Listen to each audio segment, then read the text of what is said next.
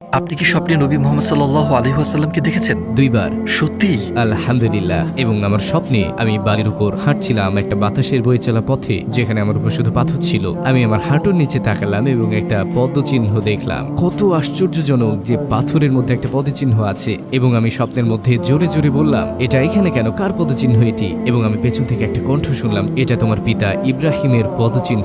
আমি বললাম, আমার বাবার নাম ইব্রাহিম নয়। তিনি বললেন, নবী ইব্রাহিম। আমি ঘুরে দাঁড়ালাম এবং সুবহানাল্লাহ, তিনি সেখানে ছিলেন, রাসূলুল্লাহ সাল্লাল্লাহু আলাইহি ওয়াসাল্লাম। আমি তার কাছে পৌঁছানো ঠিক আগে আমি চাচ্ছিলাম হাঁটু গেড়ে বসে তাকে আলিঙ্গন করতে, কিন্তু স্বপ্ন শেষ হয়ে গেল। তো আমি সেই স্বপ্ন থেকে জেগে উঠলাম তাকে আবার স্বপ্নে দেখার আকাঙ্ক্ষা নিয়ে।